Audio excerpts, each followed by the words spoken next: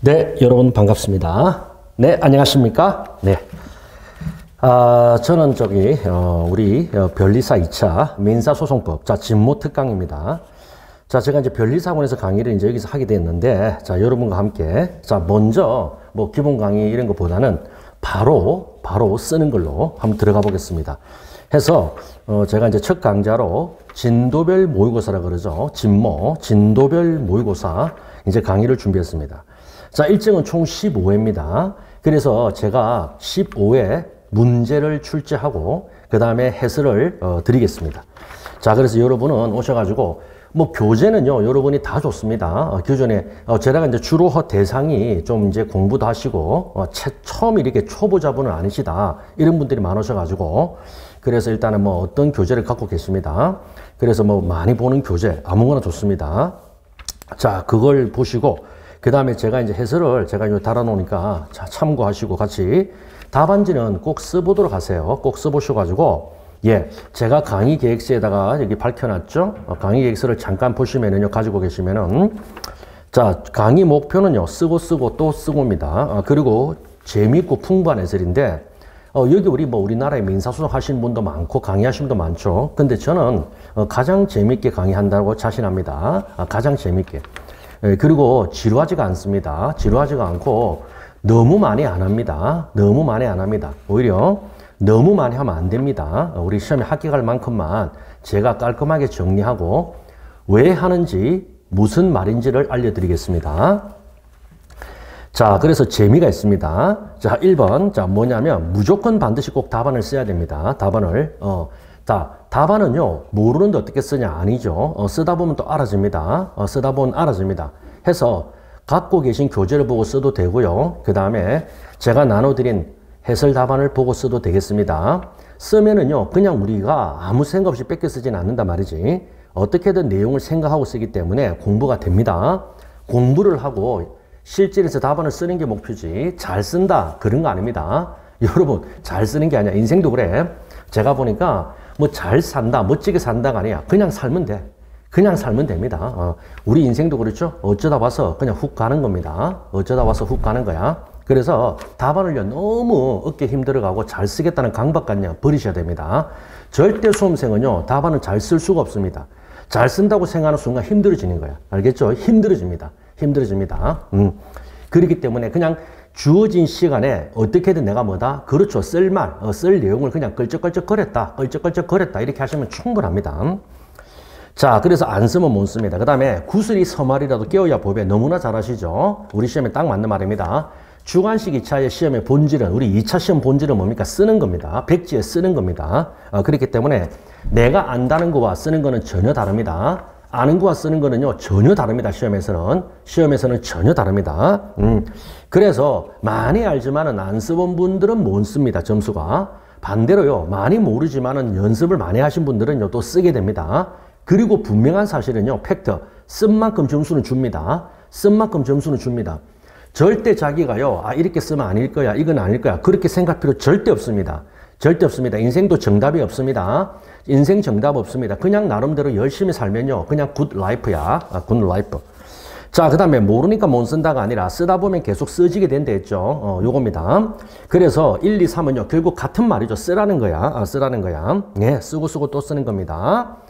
글 쓰는 거는 고통스럽죠. 당연합니다. 여러분 하루에 일기를 자기가 하루 있은 일기를 쓰는 것도 힘들어. 연애 편지 쓰는 것도 힘듭니다. 심지어. 그런데 여러분 어려운 시험입니다. 기본적으로 갈구는 겁니다. 고통이죠. 그런데 해야 돼. 왜 더? 여러분 좋은 거는요 고통이 따르는 거야. 알겠죠? 제가 살아보니까 돈 들고 시간 듭니다. 알겠습니까? 좋은 거는요 정말 비싸고 시간이 들고 돈이 들어. 됐죠? 그렇기 때문에 꼭 하셔야 됩니다. 그 다음에 마지막 차상면 강의는 재미있고 유익하면 답안을 쓸 수 있게 해드리고 그리고 여러분의 합격으로 증명해 보이겠습니다. 그 다음에 참고하실 거는요 딱 하나입니다. 제 강의가 이제 오후 강의인데 26일이죠. 4회차는 금요일 저녁입니다. 요 날짜만 저녁입니다. 이 오후에 다른 강좌가 이미 잡혀 있어 가지고 제가 이제 뒤에 이게 갑작스럽게 잡은 거기 때문에 그렇죠.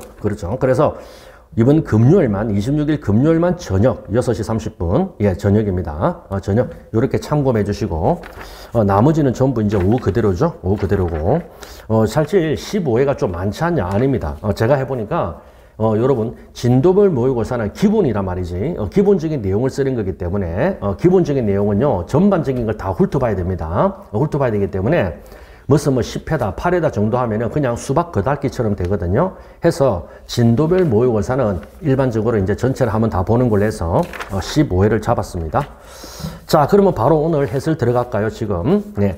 자, 우리 문제 1번. 자, 오늘의 진도는 뭐니 해도 그죠? 앞부분에 법원 파트죠. 그래서 소송의 주체, 법원과 당사자.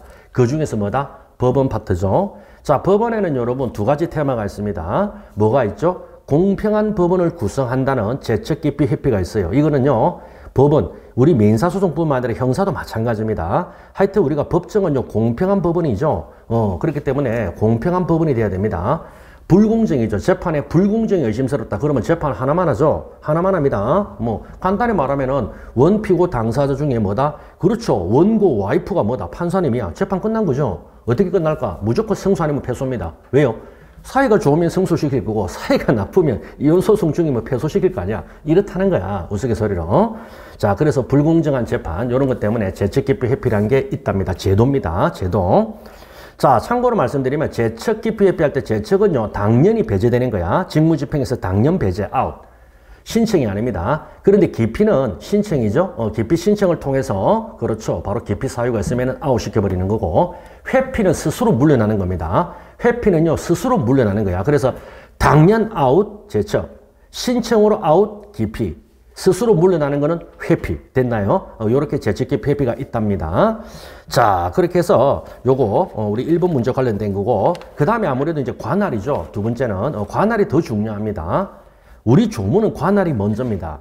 그리고 재척 깊이 회피가 41조부터 나오는데 보통 우리 일반 교과서의 서술이 항상 재척 깊이 회피를 먼저 하고 관할을 하거든요. 뭐 그거는 상관없습니다. 네.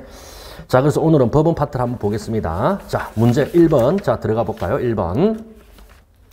자, 피고 갑종중은 임시총회에서 갑종중의 회장을 선출하고 갑종중 규약을 개정하는 결의를 하였습니다. 종중 결의죠. 근데 이 결의가 제대로 안 됐다는 거야. 제대로 결의가 제대로 이루어지지 않았다는 거죠. 그렇습니다. 여러분 결의라는 거는 뭐죠? 그렇죠. 적법한 절차를 통해서 그렇죠. 다수결의 의사를 반영해서 그렇죠. 의사결정을 내리는 거죠. 여러분 참 의결하고 결의는 다르다는 거 아십니까? 참고하세요. 의결은요. 뭡니까? 하면 구성원의 의사를 결정하는 겁니다. 개개의 의사가 의결이라 그래. 그리고 구성원의 의사가 모여가지고 다수결로 형성된 게 결입니다. 이것도 여러분 센스로 좀 알아놓으세요. 참고 상식으로. 그래서 의결은 의사결정, 즉 뭐다? 구성원의 개개의 의사결정이 의결이고요. 그렇게 해서 모여진 다수결의 뭐다? 결정된 의사죠. 그게 결입니다. 해서 우리가 주주총회 결이라 그러고 종중결이라 그럽니다. 국회도 결이라 그러죠. 예. 국회의원 개개인의 뭐다? 의사결정이 의결권 행사, 의결권 행사가 모여져가 다수의 의사를 형성하면 그게 뭐다? 결입니다. 그래서 결정된 의사. 아시겠죠? 예. 그래서 단체의 의사는 결이라 그러고 구성원 개개인의 의사는 의결이라 그래. 의사결정. 아시겠죠? 요 정도도 한번 알아놓으면 좋습니다. 막 공부를 하시다 보면요. 이런 용어죠. 우리 법률 용어인데 제가 지난번에 공개 강의 때도 말씀드렸지만은 법을 핸들링할 때 제일 중요한 게 뭐냐면 정확한 용어 사용입니다. 그리고 정확한 용어 사용을 누가 한다? 전문가라 그래. 전문가. 알겠습니까? 예. 바로 정확한 용어, 정확한 개념.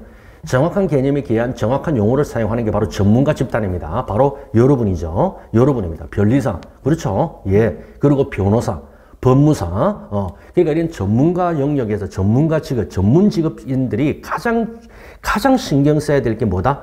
정확한 용어입니다. 개념이고. 맞춤법. 여러분 맞춤법 중요하죠? 뭐 닭을 쌍기역 썼다. 그러면 안 되는 거야. 그 사람의 실력이 아무리 있어도요. 치킨을 쌍기역 썼죠. 그러면 아닌 거야. 아닌 거야. 이런 겁니다. 자, 말이 많았는데 종중규약을 개정하는 결의를 하였다. 이에 갑종중은 갑종중을 상대로 여러분 항상 단체 구성원이 단체와 다툴 때는요. 단체, 항상 피고는 단체를 말합니다. 단체.